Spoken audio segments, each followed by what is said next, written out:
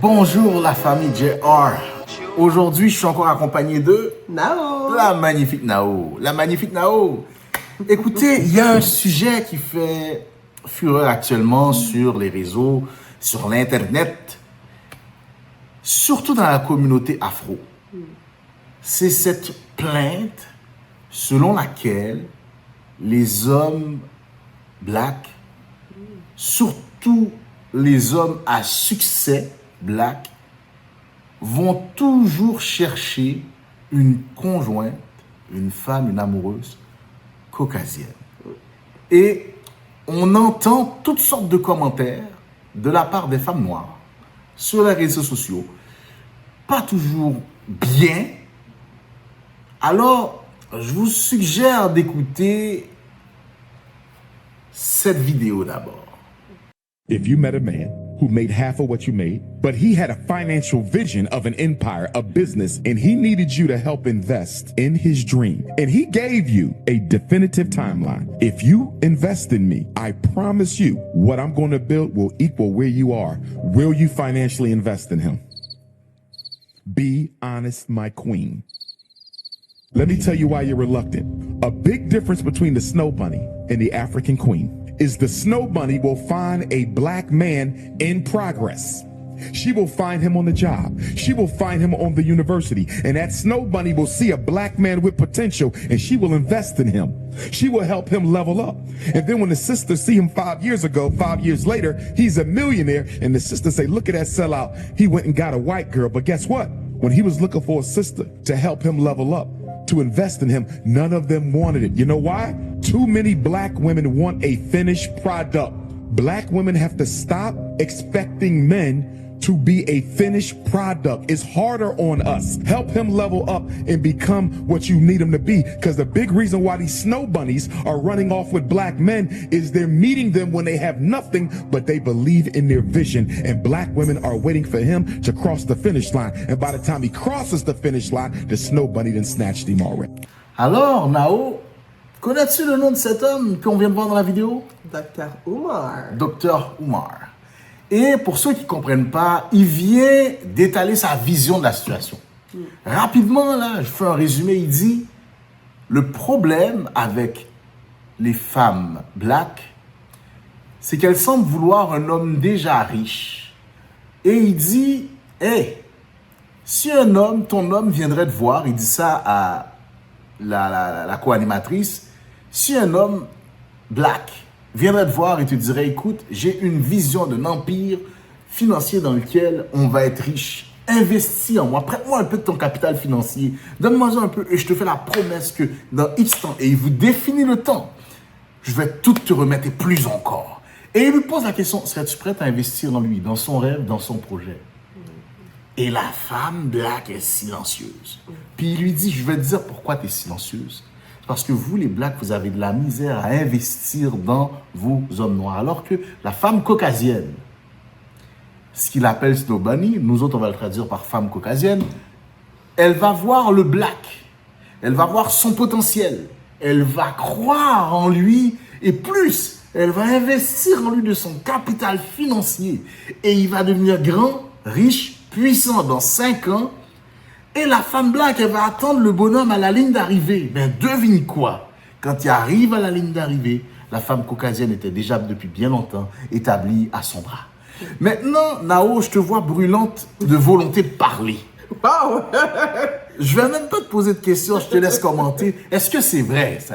Bon, je dis, je te pose pas de questions. C'est-tu vrai, ça? Est-ce que c'est vrai? On ne peut pas faire des généralités à la base, OK? Chaque individu est différent. Et pour de vrai, je pense que vous l'avez entendu cette phrase-là souvent de ma part au travers de plusieurs vidéos jusqu'à présent. Donc, comme vous savez, je suis pas vraiment tout noir, tout blanc. Je suis beaucoup plus dans le compromis. Par contre, le fait est que malheureusement, je pense que c'est quelque chose qui peut être vrai. Bien entendu, je dis que ce n'est pas vrai pour toutes, mais ça peut être vrai. Mais le pourquoi, c'est parce que souvent, justement, la femme noire a connu beaucoup de difficultés, beaucoup de péripéties, beaucoup de luttes, beaucoup de struggles. Donc, est-ce que c'est quelque chose qu'elle veut encore pouvoir faire face dans un couple ou bien encore dans sa relation? je peux comprendre qu'à un moment donné, elle veut pouvoir être traitée comme étant une queen ou quoi que ce soit. Mais en ayant ça comme mentalité, malheureusement, on vient se tirer dans le pied plus qu'autre chose. Moi, je vais répondre par ceci.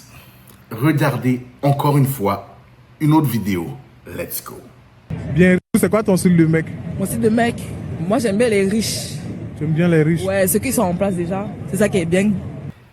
Donc, dans cet autre extrait, Nao, on vient de voir une jeune femme qui se fait interviewer dans la rue et qui dit, elle veut un homme déjà établi.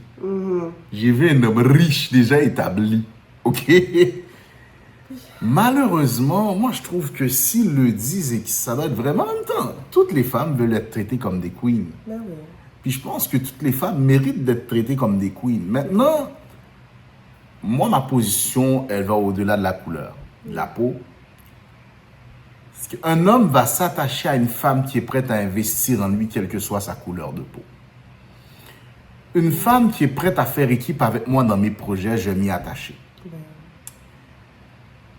Par contre, celle qui me démontre qu'elle ne croit pas en moi, qu'elle ne croit pas en mes projets, ben, quelle que soit ta couleur, je ne vais pas me ramasser avec toi.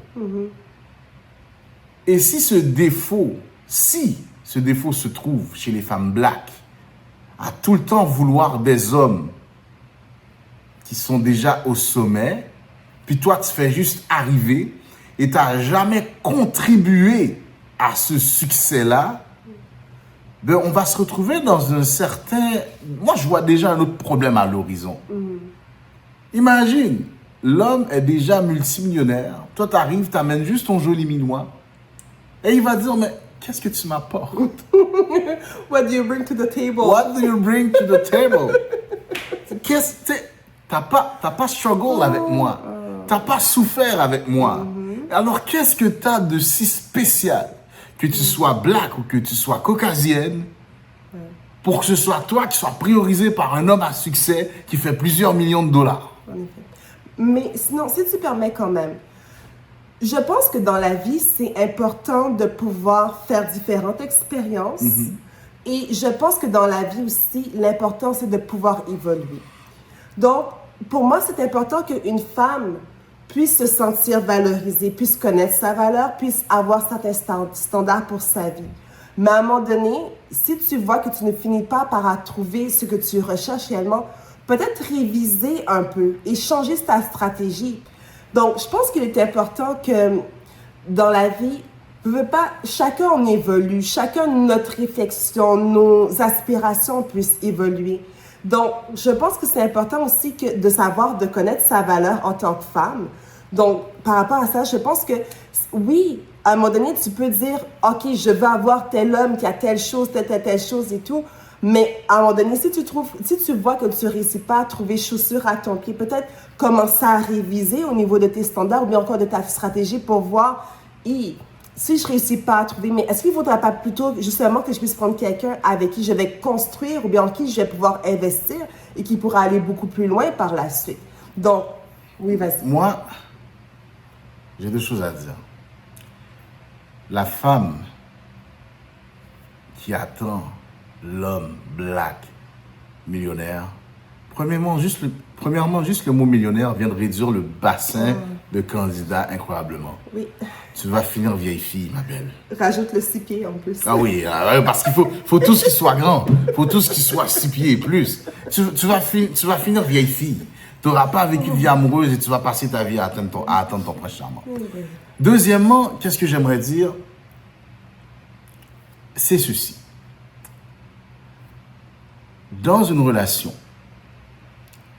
il arrive cette période où c'est important d'avoir des projets communs.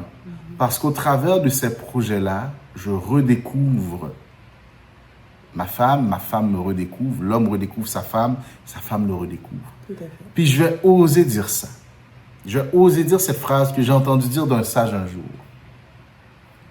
La femme construit son mari et le mari construit sa femme.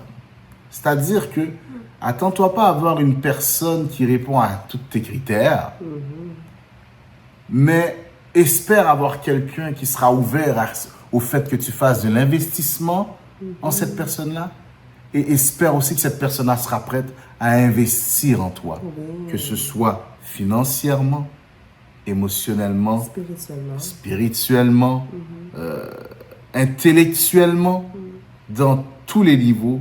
C'est un transfert qui nous amène à une certaine forme d'interdépendance. Donc, pour terminer, encore une fois, la famille, likez, commentez, faites-nous part de ce que vous pensez.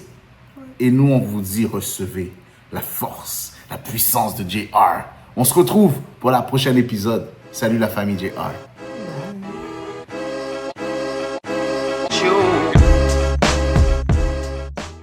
Hey, t'as aimé la vidéo? Like, share and subscribe. Tu peux pas t'en aller sans donner un commentaire. Vas-y dans la zone commentaire. Laisse-nous un de tes commentaires. Abonne-toi. Aime. Partage la vidéo.